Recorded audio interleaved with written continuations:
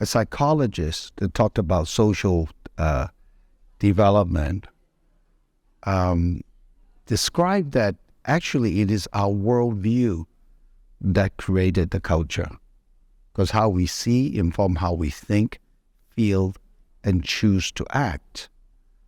And our worldview shift also with our environment, because we evolve against the challenge in how we see it is, and civilization actually developed that way.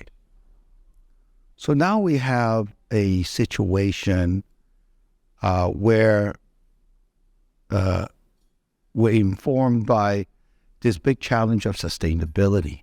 And everybody's very aware that ESG and impact is getting more prominent every day. Regulations also coming. So if ESG is doing less harm and impact is directing us to do more good, which is this conference, company mission will change from one of ambition to one of aspiration.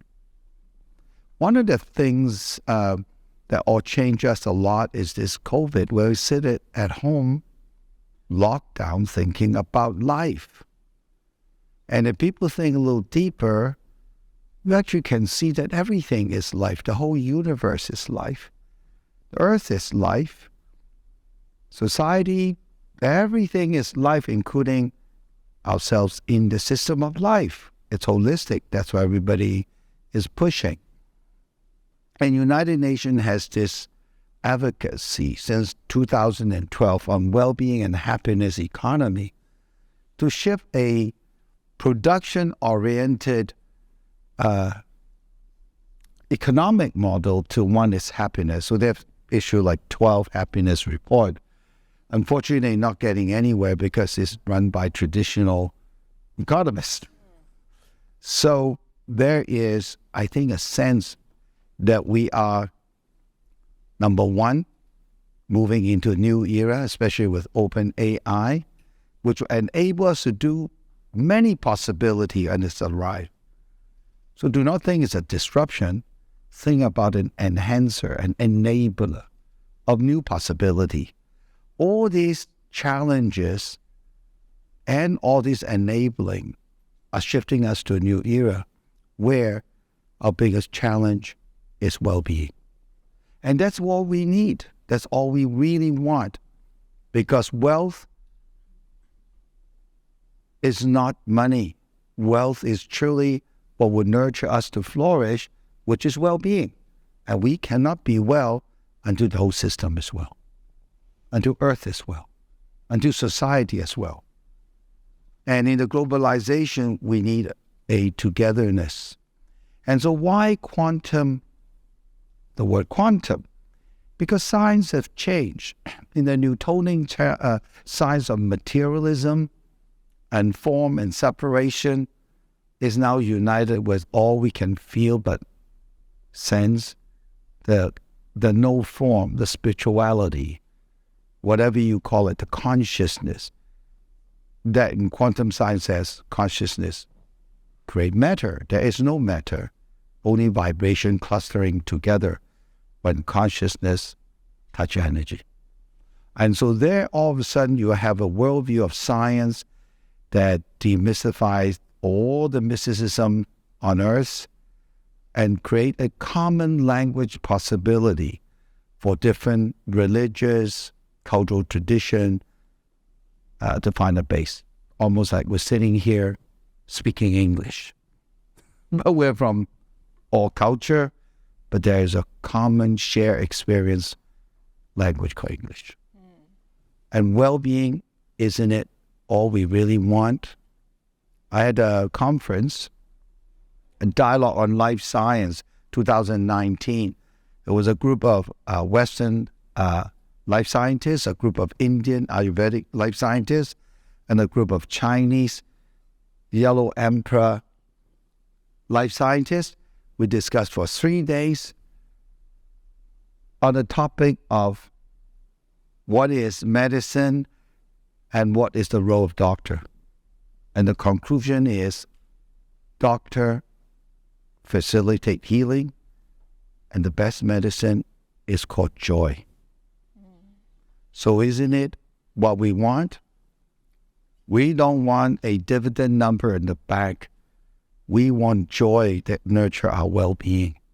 So it changes the way of what's truly good for me, my family, and everybody, include all sentient being that exists on earth. So these terms, well-being is holistic.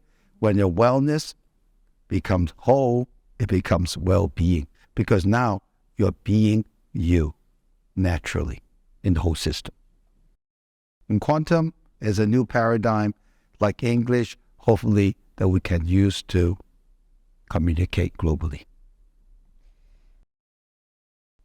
Yeah, these are new terms that I also had to get myself familiarized with. You speak a lot about wholeness and coherence, because in our current system, we have gone down a path of being more fractionalized, right? Being in silos. And from what I understand, having read some of your work, you are trying to kind of bring us back into integration. Profits versus purpose. Why are they separate? They're not separate. Yeah, they're not. Well, I guess in your worldview, they are not separate. I guess under the current paradigm, they are separate, and some would call you foolish to try to integrate them. How do you actually propose to... So my question comes as this. I see that you actually work with a lot of different family groups, at FBNA, family businesses, to really exhort them to be the change makers in this new type of consciousness. Are you very hopeful about that? Because I wonder if, as a group, we are too entrenched in our current system, we are the beneficiaries of the system, to actually be incentivized to do the ones doing the good at the forefront. Well, actually, all you have to do is go good by you. Because, we're not built to be so entrenched in the sea of desire. If you look at nature is full of diversity that make nature, and they're synchronized. But in the human world of all creative, we're not just any being, we're human being, we're very creative. But we have also lost our senses. All the animals during the Phuket tsunami is running inland, but all the humans are running to the beach where the tsunami is coming.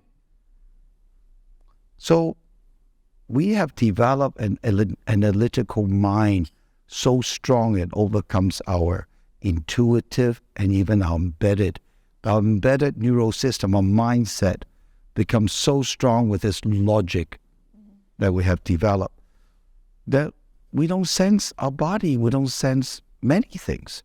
We're just like a, pit bull going after something that we don't know why we're going it, and repeatedly going after it. So all we need to do and all we really want is to be well, and our family as well.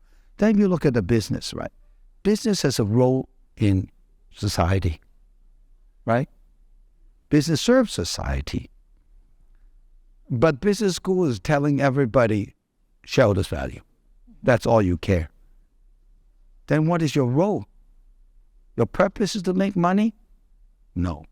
Every institute has a role to build humanity. What is the role of business in this humanity? Especially in this market economy where business is the warrior. The sustainability challenge is that not a market economy that loses direction of morality and loses direction of ethics from it. So we want to solve the sustainability problem.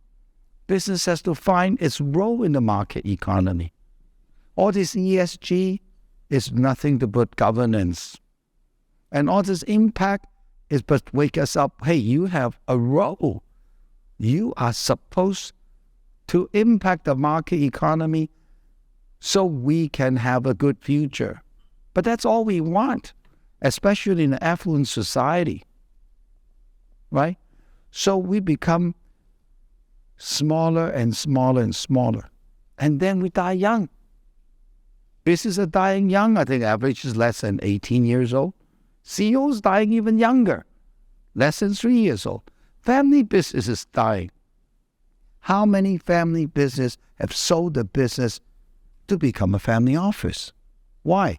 Well, family business is hard work, long hours. You have to knock on doors. You'll stay late for operation. But family office, everybody knock on your door for investment. You can buy a yacht and sit there and, well, I'm a family office. But what is the role of business in society? Is it not to keep a well-being life, the whole life system well? That's how we solve the sustainability. If we maintain a well life system and Earth is not well. And meantime, you create this economic activity called wealth creation. So our company mission is to serve the well-being of life and create wealth at the same time, because that is the mission of business role on society, in my view. You know, when you stepped up into the chairmanship in 1995,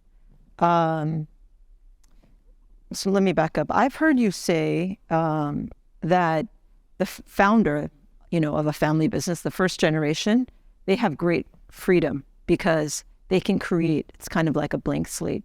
And every subsequent generation are stewards and partly living in fear of destroying the family legacy. Now, you are the fourth generation family steward of the family business.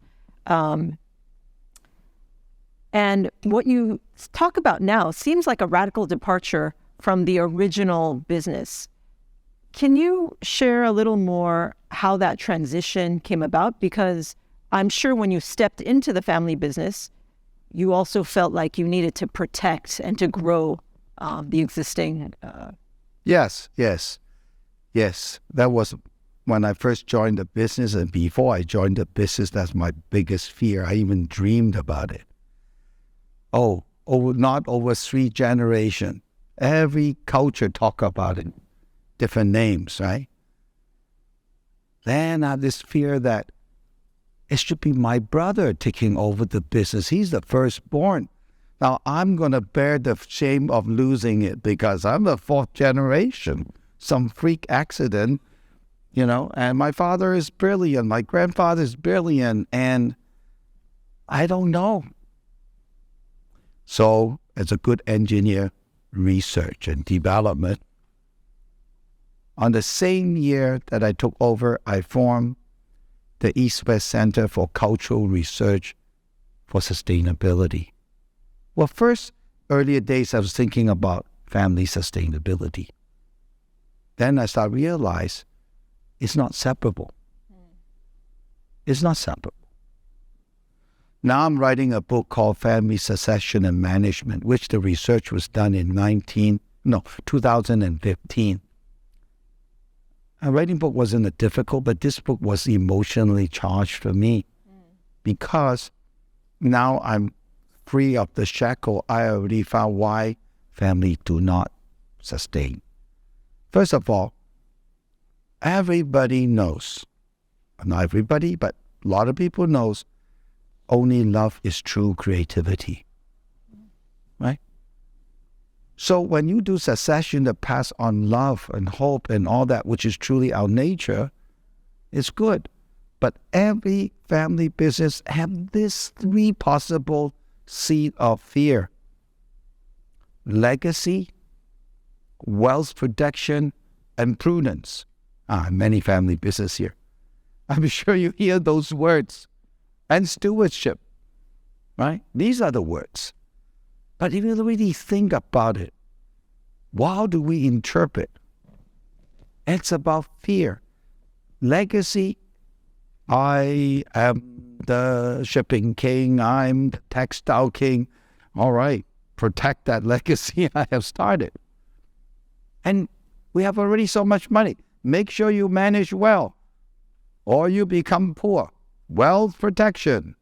And finally, be prudent. That means don't take risks. All three is a death sentence for family business. Was he like that when the founder did? He wasn't like that. There was no legacy framework from him. There is no wealth protection, nor there's prudence. Actually, probably not very prudent. However, we can redefine that. If you really look at the family, and even look at business, if business is serving society, serving life, and today has to be the whole life system, because the environment is part of the game now. Not a little community or down in some village. So in today's context, if you add value and really serve, a few things will happen. First, you become valuable. You become creative. You're regenerative. It's not the business legacy. What the business serves, that's the legacy. And the legacy is serving better and more. The second thing, if the family is focusing on their own wealth, you know what happened? Greed comes in. When greed comes in, for sure, death sentence. Why? Everybody bickering and fighting over small things. But when you serve a bigger purpose, the family has a purpose to go to that's beyond themselves. And then the little bickering will feel very mundane and very small. So we need to serve something bigger for us to have purpose to be together. To serving ourselves, we would be splitting up and fight. So the second thing, so legacy is not what your parents, your forefathers, or the family does, is how they have used the business to serve. And now, how are you going to use the business to serve more and better? The second thing, it's not wealth protection. It's always wealth creation, right? Why? Because they thought, oh, my descendants not going to be as good. But if you look at history, every generation is better and cleverer and more equipped and can contribute more. Look at youngster today, how much they can do in one day compared when we're the same age. So it is an illusion ego talk. We do not need wealth protection. We need wealth creation, constantly creating wealth. And the third thing, prudence. If you are fearful, if your eye is too much in the center, when there's change come, which is always, and today big change is coming, you see risk. But if you're not fearful, you see opportunities. So don't be prudent, but be mindful. And I think the family business will sustain. And hard work is a gift of God. Only through hard work and service we realize ourselves to have a meaningful life, mindfully live. Well, you said something there that resonates a lot that I've heard before that you've said. With fear, you see risk. With love, you see opportunity. You cannot create a new paradigm from fear. So I'm only speaking for myself here, but I personally have a great deal of fear around our future, that it seems like our system is on a track that is too hard to move, and we might go down an ecological cliff, all in the name of wealth preservation, wealth creation. How do you talk to people who are gripped in this fear or just disbelief? Things are not really going to change. Look, the threat of COVID has lifted. We're kind of back to business as usual. What would you say to people? Because I know you are trying to do a paradigm shift here, but a lot of people in fear or disbelief. Well, we got to know where we're going. We may not know what obstacle we see in the middle, but life, if as a direction, is better than no direction. If we surrender is a doomsday, then don't live at all. But I know, the purification process, a very small group can change the whole scene. A few percentage will change the world. So there's a movement going on. Maybe you're not aware. There's a consciousness movement going on, right? Recently I've been also participating in forming the Global Consciousness Institute. And you'd be surprised how many people are jumping on. It's just you're not conscious they are existing. A movement is already happening. All these ESG impact, isn't it a movement? It's happening. You just have to see it happening, and you see hope everywhere. We project what we see. At any moment, there are 2 billion bytes of information coming through our eyes, but we can only choose 2,000 bytes to process. The question is, which 2,000 bytes you choose to process? You will change the way you see the world. In my world, it's hopeful. And we just have to go and do it. And I have a new job in family business. I start joining the Family Business Network in 2002, formed the Asian chapter in 2007, formed a research group together in the Family Business International in 2009, served the board. My new role is chairman of the Council of Wisdom. The wisdom is the wisdom in the room in family business. You don't need to go more because we know. We've been around for a long time. You don't need to go to business school to train your kids. You can train your kids. And actually, I said it's pretty stupid. You send your kids to university by some academic to teach them marketing and investment while you have the best guy there already, which is you. And more important, entrepreneurship. We choose to send our kids to be trained by somebody who has never done it. While you're doing it all the time. I mean, this is the most nonsense thing. But, it cannot. I can't even convince my children not to go. But they say, everybody goes. Now, this is the thing, right? 4 years in university, in the AI, would it be 4 years better working with us? Right? Right? They can see the struggle. They see how to do it. There's so many things they can do. But no, we have to spend 6 years, 8 years to go to university. But never mind. That's another story about consciousness. So today, Family Business of Road, my slogan in this new job is stewarding change for humanity through business reform towards well-being. And that includes our own well-being and survival. All business is dying fast because greed has gotten the better part of us. And if we are aware that we want to continue the multi-generation, we need to waken up and run business differently. And don't send our kids to school to be taught shareholders' value. You think about this current social contract. All the shareholders says, make as much money as fast. If I make 100, I give you $1. Wow, that $1 is a lot. So if you fire 12,000 people, you can get 10% of the saving as your bonus. And that's why you get people that get paid a lot for firing people. But we know as family business, is it right? Does it feel right? Now, a lot of people said family business is too mushy. We're not demanding. Yeah, there's some truth in it. But we're more human.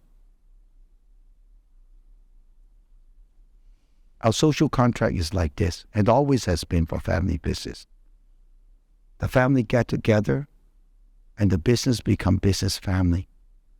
We look after each other to serve the bigger purpose, humanity, and return humanity look after us. That is the family business social contract. Because if greed has moved into us, you can be for sure you're not over 3 generations or even next generation. But thank you. Do we have time for one more question or? Okay. So you've talked about the great responsibility that being the heir of a major family business confers. If you were not born into that family, what do you think you might be doing now, had you been absolutely? That's a no question. I don't know. But I do have one thing to offer. Today, for me, I know that as parents, you want your children to realize themselves to the full potential. So, and also to run the business is not one person, it's not one leader. So for us, and I know quite a lot is moving that way, the family acts as protector. They can go and run, but more important, my succession planning was actually a 2.5-year stewardship program. We need a ship. One person today cannot succeed. And everything we do without us knowing it, although we seem to be doing some work, it's a process of creating humanity from I to we. Isn't the same thing we do in the family? Isn't the same thing called management we do in any institution? It's a process of I to we and stewarding our common interest, ESG and impact. Mm-hmm. But this era will awaken because humanity have evolved to a new place, and it will really become more and more evident and more people moving that way. So I'm not anything different, but perhaps the earlier people that have awakened to this truth, and I see more are awakening. I see the next gen really wants to find purpose. The need to find purpose is in effect awakening of spirituality in the person. Thank you. Chairman Tsao, you said several things who resonated with me, and I'm sure not just with me, but the entire room. We are grateful for your contribution. We are happy that you're still around when we have now our morning break. You're very generous with your time, your wisdom, but you're also generous with those books up there. When you come up, where we now have our break, you will see a table with some very interesting books. I saw you did one of those books together with Hazel Henderson.